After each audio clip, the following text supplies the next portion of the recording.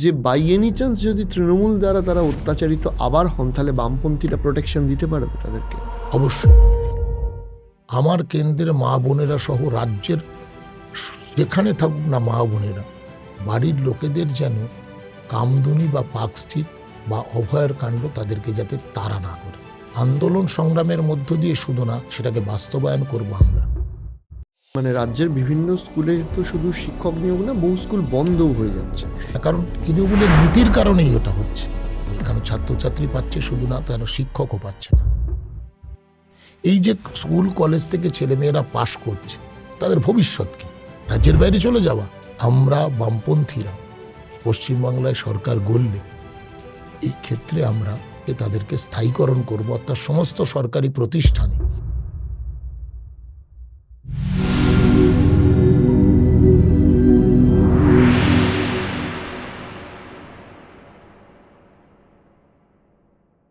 একটা কথা বলুন, যে যেখানে মানুষ ভেবেছিল যে কেন্দ্রের ক্ষমতায় বিজেপি আছে, তৃণমূলকে জব্দ করতে বিজেপিই পারবে, তৃণমূল বিরোধী ভোটটা বিজেপিতে চলে গেছিল, সেইখানে যে যে ধরুন আজকেও তো সিপিএম কার্যত কোনো ক্ষমতাতেই নেই, কিন্তু সেখানে কোন ভরসাতে মানুষ আবার ফিরে আসবেন, কোন ভরসায় মানুষ পাবেন যে বাই এনি চান্স যদি তৃণমূল দ্বারা তারা অত্যাচারিত আবার হন, তাহলে বামপন্থীরা প্রোটেকশন দিতে পারবে তাদেরকে? অবশ্যই পারবে। পারবে এই কারণের জন্যই, কারণ মানুষও কিন্তু বুঝেছেন। ধরুন বিজেপি কি সবাইকে প্রোটেকশন দিতে পেরেছে? পারেনি তো। বরং আপনি যদি পর্যবেক্ষণ করে দেখেন, বিজেপির দুর্নীতিগ্রস্ত লোকগুলো কেউ তৃণমূলে গেছে, তৃণমূলের দুর্নীতিগ্রস্ত লোকগুলো হচ্ছে যে আবার কেউ বিজেপিতে এসেছে। কিন্তু বামপন্থীদের ক্ষেত্রে এই ঘটনা কিন্তু বিরল।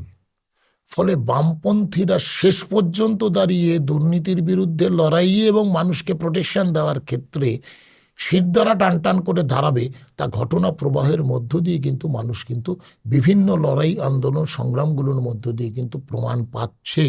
ফলে সেই কারণেই হচ্ছে যে বামপন্থীদের পক্ষে মানুষ কিন্তু থাকবে। আর একটা প্রশ্ন থাকবে, সেটা হচ্ছে যে এই যে দুর্নীতি নিয়ে যেহেতু কথা হলো, যে বিভিন্ন মানে রাজ্যের বিভিন্ন স্কুলে তো শুধু শিক্ষক নিয়োগ না, বহু স্কুল বন্ধও হয়ে যাচ্ছে। তা আপনাদের এলাকায় কি এর কোনো বিরূপ প্রভাব পড়েছে? আপনি কি সেটা দেখেছেন? ভীষণভাবে প্রভাব আছে। ধরো বলে না যে বৃষ্টির জল যদি ছাদে পড়ে তাহলে কার্নিশ দিয়ে বুঝিয়েও তলায় পড়বে। সারা রাজ্যে স্কুলগুলো বন্ধ হয়ে যাচ্ছে, তা আমার অঞ্চলের প্রভাব পড়বে না? কারণ তৃণমূলের নীতির কারণেই ওটা হচ্ছে। 109টা কাঁচরাপাড়া হালিশহর মিলিয়ে 109টা প্রাইমারি স্কুল ছিল, তার 46টা উঠে গেছে। একটা অংশ ধুঁকছে ছাত্রছাত্রীর অভাবে, শুধু ছাত্রছাত্রী না, শিক্ষকের অভাবেও তারা ধুঁকছে। উচ্চ মাধ্যমিক স্কুলগুলোর অনেকগুলো স্কুল আগামী দিনে সংকটাপন্ন অবস্থায় চলে যাবে, কারণ ছাত্রছাত্রী পাচ্ছে শুধু না, তারা শিক্ষকও পাচ্ছে না, কারণ এসএসসির নিয়োগ নেই। ফলে স্কুল বাঁচানো মানে ছাত্রদেরকে যেমন স্কুলে আনা প্রয়োজন, তেমনি সেই স্কুল শিক্ষাকে আকর্ষণীয় করে তোলা এবং ছাত্রদের স্কুল শিক্ষা থেকে নিয়ে তারা আগামী দিনে পথ চলবে, এই ধারণা ইংলিশ মিডিয়াম স্কুল নয়, বাংলা মাধ্যমের স্কুলগুলোই তাকে যথার্থতা দিতে পারবে। এর জন্য প্রয়োজনীয় শিক্ষক। এসএসসিতেই তো রিক্রুটেড হচ্ছে না, তাহলে কি করে হবে? স্কুলে শুধু ছাত্র আসলে হবে না, ফলে শিক্ষকেরও প্রয়োজন আছে। যে জিনিস আমরা দেখছি, এই শিক্ষার সঙ্গেই কিন্তু হচ্ছে যে কর্মসংস্থানের প্রশ্নটি অঙ্গাঙ্গিকভাবে জড়িত। কারণ শিক্ষা হচ্ছে মানুষকে উৎপাদনশীল করে তোলে। এই যে স্কুল কলেজ থেকে ছেলেমেয়েরা পাশ করছে, তাদের ভবিষ্যৎ কি? রাজ্যের বাইরে চলে যাওয়া? তাহলে তো রাজ্যে পিএসসি কোথায় রিক্রুটমেন্ট আছে? আমি যে পরিবহন সংস্থায় কাজ করতাম, অফিস থেকে শুরু করে যারা হচ্ছে যে চালক এবং পরিচালক অর্থাৎ ড্রাইভার কন্ট্রাক্টর, সবই তো এজেন্সি দিয়ে নিয়োগ হয়। কোনো স্থায়ী নিয়োগ আছে কোনো সরকারি প্রতিষ্ঠানে, কোনো কলেজে? আবার যাদেরকে নিয়োগ করেছেন তাদের তো দলীয় আনুগত্য, কোনো তো সেই ধরনের যে ইন্টারভিউ প্রথাগত যেভাবে রিক্রুটমেন্ট হয়নি। কিন্তু 15 বছরে কটা লোককে পার্মানেন্ট করেছে? দলীয় আনুগত্যের লোকেদের ছেড়ে দিন, অন্য লোকেদের। আমরা বলছি, আমরা বামপন্থীরা পশ্চিমবাংলায় সরকার গড়লে এই ক্ষেত্রে আমরা হচ্ছে তাদেরকে স্থায়ীকরণ করব, অর্থাৎ সমস্ত সরকারি প্রতিষ্ঠানে যারা দৈনিক বা যারা চুক্তিভিত্তিক কর্মী আছে, দীর্ঘদিন ধরে যারা কাজ করছেন, তাদেরকে আমরা স্থায়ীকরণ করব। এটা আমরা রং দেখব না। আপনাদের স্মরণে আছে 1977 সালে বামফ্রন্ট সরকার প্রতিষ্ঠা হওয়ার আগে গনি খান চৌধুরী বিদ্যুৎ মন্ত্রী ছিলেন। সেই দপ্তরে বিভিন্ন নিয়োগ তারা করেছিলেন। শুনেছি আমি কথা যে একসময় সিগারেটের প্যাকেটেও নাকি লিখে দিয়ে একটা রিক্রুটমেন্ট হয়েছিল। তাহলে পরবর্তীকালে বামফ্রন্ট আসার পরে তো কাউকেই সেই ক্ষেত্র থেকে তাড়িয়ে দেয়নি, প্রত্যেকেই সম্মানের সঙ্গে চাকরি করেছেন। তাহলে আমার কেন্দ্রে যে কলেজ আছে, যে দুটি মিউনিসিপ্যালিটি আছে, তাদের যারা দৈনিক চুক্তিভিত্তিক যারা কর্মী আছেন, তাদেরকে আমরা স্থায়ীকরণ করব। সিভিক পুলিশ যারা এই ঝড় জল রোদের মধ্যে ডিউটি পালন করে পুলিশ কর্মীদের মতন, তাদেরকে আমরা স্থায়ীকরণ করব। আর আরেকটা বিষয় হচ্ছে, যেহেতু আপনি উত্তর চব্বিশ পরগনার একটা সিটেই দাঁড়িয়েছেন, আমি বিশেষ প্রসঙ্গে যাচ্ছি না, পানিহাটির মেয়ে, তার সাথে যে ঘটনাটা ঘটলো, অভয়া আরজিকর ইস্যু বা নারী সুরক্ষা, আপনি কি মনে করেন যে এটা একটা ইস্যু হবে আপনার নারী বিধানসভা সুরক্ষা তো কেন্দ্রে? অবশ্যই ইস্যু। আমি তো সবসময় বলছি, আমার কেন্দ্রের মা বোনেরা সহ রাজ্যের যেখানে থাকুক না মা বোনেরা, তারা যাতে পড়তে গিয়ে বা কর্মস্থলে গিয়ে যতক্ষণ না ফিরছেন, বাড়ির লোকেদের যেন কামদুনি বা পার্কস্ট্রিট বা অভয়ার কাণ্ড তাদেরকে যাতে তাড়া না করে। নারী সুরক্ষার কোশ্চেনটা আমরা গ্যারান্টি সৃষ্টি করব। আন্দোলন সংগ্রামের মধ্য দিয়ে শুধু না, সেটাকে বাস্তবায়ন করব আমরা। কিন্তু এটাও তো ফ্যাক্ট যে কেন্দ্রীয় সরকারের যে ডেটা পাবলিশ হয়েছিল, সেখানে বিগত বেশ কয়েকটা বছরে কলকাতাকে সেফেস্ট সিটি নারী সুরক্ষার ক্ষেত্রে ঘোষণা করা হয়েছিল। তৃণমূল তো বলছে যে এক আধটা বিচ্ছিন্ন ঘটনা একটা এন্টায়ার স্টেট অ্যাডমিনিস্ট্রেশনকে রিপ্রেজেন্ট করে না। ঠিক বলছেন, এ কথাটা তো পার্কস্ট্রিট কি কলকাতার বাইরে? কামদুনি থেকে শুরু করে বিভিন্ন অঞ্চলে যে নারীদের নির্যাতনের ঘটনা, যাকে একসময় মুখ্যমন্ত্রী শিক্ষাক্ষেত্রের ঘটনা থেকে শুরু করে সব কিছুকেই ছোট বলেছিলেন, সেগুলো তো পরবর্তীকালে ছোট ছিল। অভয়া তো তার পূর্ণতা পেয়ে গেল নির্যাতনের তথ্য। ফলে উনি তো অনেক কথাই বলেন, কখন কি বলেন তার খেয়াল নেই। ফলে নারীর সুরক্ষার প্রশ্নটা আমাদের কাছে টপ প্রায়োরিটি। আমি নারীর ক্ষমতায়নের প্রশ্নে বলেছি, নারীদের স্বনির্ভর করার প্রশ্ন আমি নির্দিষ্টভাবে বলেছি, চাকরিতে মহিলাদের সংরক্ষণের কথা নিশ্চয়ই যেরকম বলেছি। আমরা মহিলাদের, মায়েদের, বোনেদের সম্মান রক্ষার প্রশ্নে আমরা সবচেয়ে বেশি অতন্দ্র ভূমিকা পালন করব, যাকে বলা যায় যে আমরা ওয়াচডগ হিসাবে হচ্ছে যে সেই ক্ষেত্রে ভূমিকা পালন করবে। এটা বামপন্থীরা বরাবরই করেন, এটা আমাদের একটা ঐতিহ্য পরম্পরাতেই আছে। সেই ক্ষেত্রে মহিলা আসন সংরক্ষণের কথা তো আমরাই সারা ভারতবর্ষে প্রথমে সবচেয়ে সোচ্চার বলেছি। পশ্চিমবঙ্গই তো সেই রাজ্য যেখানে মহিলাদের জন্য পঞ্চায়েত এবং পৌরসভায় যেটা রাজ্যের সুযোগ ছিল, তাকে হচ্ছে যে আমরা রূপায়ণ করেছি। পশ্চিমবঙ্গই তো প্রথম রাজ্য। ফলে পশ্চিমবঙ্গে এই ইতিহাস তো আমরা করেছি, আমরা তো তাকে বাস্তবে লোকের দেখিয়েছি জনমানসে যে আমরা করতে পারি। ফলে আমরা অনেক বেশি পরীক্ষিত। এক হাঁড়ি ভাতের মধ্যে একটা চাল টিপলে বোঝা যায় যে ভাতটা সিদ্ধ হয়েছে কিনা। আমরা শুধু বলেছি তা না, প্রয়োগ নীতি যা ঘোষণা করেছি তাকে বাস্তবায়নের মধ্য দিয়ে তাকে আমরা মূর্ত করেছি। ফলে আমরা নারীর ক্ষমতায়নের প্রশ্নে, নারীকে মর্যাদা দেওয়ার প্রশ্নে আমরা হচ্ছে যে সেই প্রশ্নে এবং তার সুরক্ষার প্রশ্নে আমরাই হচ্ছে যে সবচেয়ে বামপন্থীরাই হচ্ছে সেফ, এবং বামপন্থীরা এই নিরাপত্তা দিতে পারে, এটা মানুষ বিশ্বাস করে।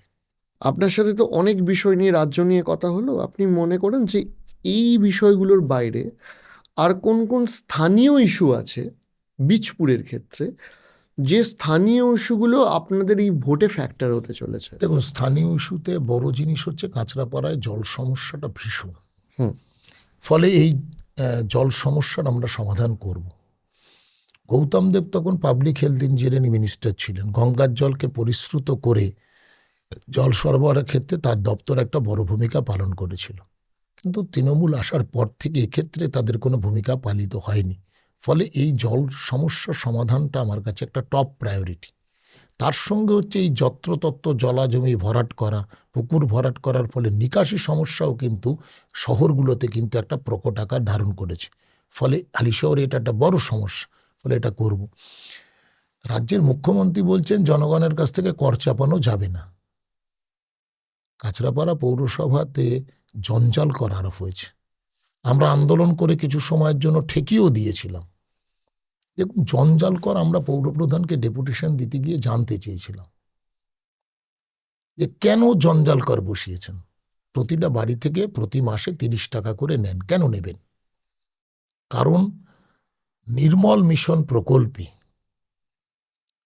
প্রতিটা পৌরসভাকে হচ্ছে যে কেন্দ্রীয় সরকারের পক্ষ থেকে অর্থ সাহায্য করা হয়, অর্থ বরাদ্দ করা হয়। পশ্চিমবঙ্গ সরকারের পক্ষ থেকে soda, state urban develop agency, তারা এই দায়িত্বটা পালন করে। ফান্ড তাদের মধ্য থেকেই পৌরসভাগুলিতে আসেন। আমরা দেখেছি, পৌরসভা প্রাপ্ত তথ্য আপনারা নিয়েছি যে নির্মল বাংলা মিশনে যারা হচ্ছে যে এই প্রকল্পের মধ্যে 2 ধরনের অর্থ দেওয়া হয়। এক হচ্ছে যারা নির্মল বন্ধু, মানে যারা জঞ্জাল বাড়ি বাড়ি গিয়ে সংগ্রহ করেন, তাদের বলা হয় নির্মল বন্ধু। আর যারা এই কাজে সহায়তা করেন, পরিদর্শকের ভূমিকা পালন করেন, তারা নির্মল সাথী।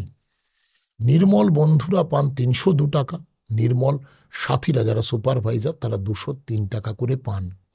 এই পুরো টাকাটা কখনো প্রতি মাসে, কখনো হচ্ছে যে 2 মাস বা 3 মাস অন্তর হচ্ছে যে একসঙ্গেই হচ্ছে যে ফান্ড হিসাবে তারা পাঠান, সুডার মাধ্যমে আসে।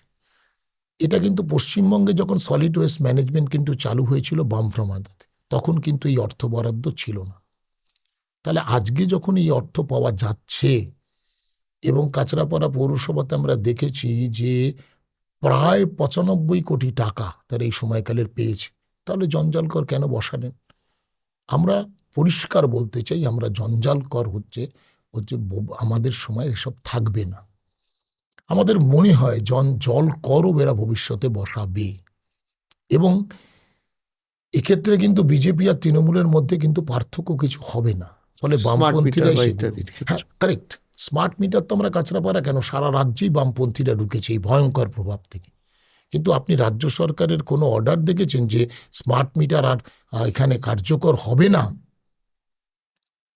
সেইটা হচ্ছে যে ঘোষণা করার সরকারের পক্ষ থেকে কোনো নির্দেশিকা চালু হয়েছে। এই বিদ্যুৎ পলিসি নিয়ে আপনাদের এজেন্ডা কি? কেন্দ্রীয় সরকার তো কার্যত এবং রাজ্যের সরকারও তো গরিব মানুষ। আগে আমাদের বিদ্যুৎ নিগম ছিল, পশ্চিমবঙ্গ বিদ্যুৎ নিগম, আপনি জানেন সুজন চক্রবর্তী একসময় চেয়ারপারসন ছিলেন।